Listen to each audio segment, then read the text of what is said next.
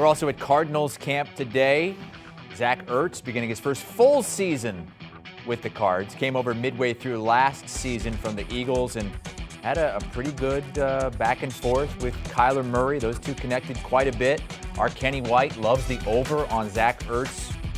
Receiving yards this season, over 600. Our Jonathan Jones there with the Cardinals with Zach Ertz. Jonathan Jones, CBS Sports here with Zach Ertz, tight end, Arizona Cardinals. Zach, this is your first training camp with the Cardinals, right? You come here in the middle of the season last year when you got dealt.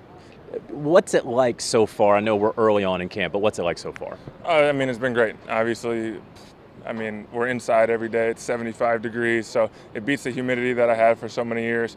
But I'm really enjoying it. This is the time where the journey begins. Everyone has a goal of winning a Super Bowl, but it doesn't matter if you don't work hard in August. All the work starts now. It really started in January after the Rams game. But I'm so excited about this team, this opportunity that we have. So many veteran leaders on this team, so I'm just happy to be a part of it. Yeah, what's your comfort level with this team, with this offense now that you say that the work started after the Rams loss, now that you really get a full year here? Yeah, my comfort level is as good as it's been. I feel so confident coming out here playing fast. As an NFL receiver, tight end, you got to play fast. If you don't do that, you really don't have a chance to get open and do your thing. So now that I know the offense extremely well, me and K1 are on the same page. We're hoping to work hard this training camp, and hopefully all the hard work pays off. Same page with K1. What have you guys done this offseason, whether it be on the field or just communicating, that has gotten you guys on that same page? I think it's just a lot of reps. We put a lot of reps in together. We practice our butts off. I think both of us pride ourselves on practicing extremely hard and getting those valuable reps in now. So when the games come and when the money is on the line, neither of us are thinking. He's not worried about if there's any indecisiveness on my part and vice versa. So we're really just banking these reps right now over and over and over again. And then if we need to make adjustments on film, we'll talk about it. We'll see what each person thinks and then go from there. And ultimately, I have to be on his page. It's not his responsibility to be on my page. I need to find a way to be on his page, and that's all that matters.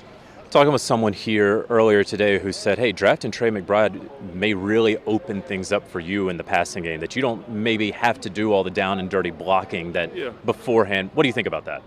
I'm excited about Trey. Obviously, you draft him high for a reason. He's going to play. I had a similar situation in Philly. They drafted a tight end in the second round, and I had 116 catches. So I like to move around. I like to do my thing out there. But ultimately, it's about winning football games. And we got a lot of talent in this skill room with myself, AJ, DeAndre, Rondell, some of the young guys. So it's not about volume. I don't care how many catches I have, how many yards I have. I want to win football games, and whether that's 1 catch a game or 10 catches a game, it really doesn't matter to me.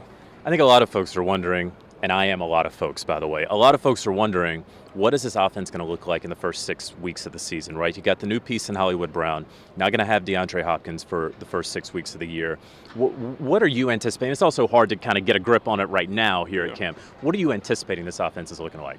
Like you said, it's early. It's hard to nail down exactly who's going to be out there, what the confidence level is going to be in each and every guy, because we got to earn the right to earn targets during the season. It's not like I'm just going to roll out there after not practicing for 5 weeks and expect 10 targets a game. I got to go out there and prove it each and every day I'm on this practice field that I'm a guy they can count on. Third down in the red zone, I've always said I want to be that guy, whether it was in Philly for a long time or here. I still have that same mentality that when the game's on the line, I'm going to get open. But at the end of the day, I think we're going to be a variable offense. I think there's going to be a lot of guys moving around. We're going to be an 11 personnel team, some 12 personnel, maybe even some 13 personnel. But I love playing for Cliff. He's going to do whatever it takes to put his guys in situations to be successful, and that's why you love playing for him. I love that, first of all. Second of all, you got paid this offseason in a contract extension, but whether it's Madden ratings or rankings or whatever, it feels like folks may be sleeping on Zach Ertz a little bit nationwide. Do you feel that way, and does that motivate you at all? It doesn't motivate me. The thing that motivates me is being the best version of myself. I can only compare myself to yesterday's self, and that's my goal each and every day, is to get better today than I was yesterday. And I think I did that today. In terms of national stuff, I think I had one down year, 2020. Hurt my ankle, missed a couple games, didn't play great at the end because of the ankle. Then last year dealt with a lot of uncertainty, and then had a ton of catches at the end of the year when I got my opportunity. So I'm really excited about this year. Still feel great. This is the best I felt going into camp, strongest I felt in a long time. So I'm excited. I don't really care what everyone says, but I'm ready to go. So we have it here. I hear it all the time in training camp. Best you've ever felt, but you actually mean this, right? Oh, yeah. I mean, I had a great offseason. I was training with JJ every day this offseason. We got an amazing strength coach here in Buddy Morris, and he really put us through a really detailed plan this offseason. And it was a lot of fun. I feel like I got better for each and every day. JJ pushed me. I felt like he truly cared about my success, which was awesome to be around him. And he pushed me to be the best version of myself I can be, and I'm looking forward to this year. Were y'all training here, or were you in his log cabin, his famous cabin? No, we were here in Arizona. It was hot. It was 112, 115 degrees outside running, but we were grinding. Last question for you. You have that championship DNA. You've been there. You've done that. You know what it takes. This is a team that has improved each successive year with Kyler and Cliff, but obviously needs to get over that next hump. Yeah. What's it going to take? What do you know that it has to take to get there?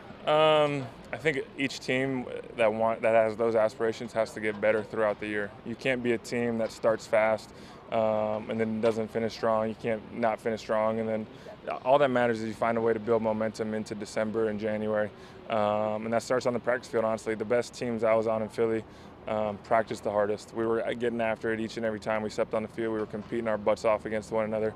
That way, come December, January, we were still flying around, feeling like we had the most confidence in the world because we knew we were just better than everyone else because we earned that confidence. I think that's what it's about, earning the confidence on the practice field so on Sundays you can play fast. Good deal. Zach Ertz, Arizona Cardinals, thanks so much. Thank you. All right, JJ, thank you. And here are the projections for Zach Ertz this season. His over-under receiving yards is set at 600, and the projection is 713. The Wizard of Odds, Kenny White, said take the over, and our fantasy projection says the same. And that's assuming he stays healthy, of course. Number 9 ranked tight end. Do you want a sports network that delivers everything that matters about the game? The highlights, the picks, the instant analysis, no yelling, no fake debates, no politics. Hit the subscribe button and never miss a moment.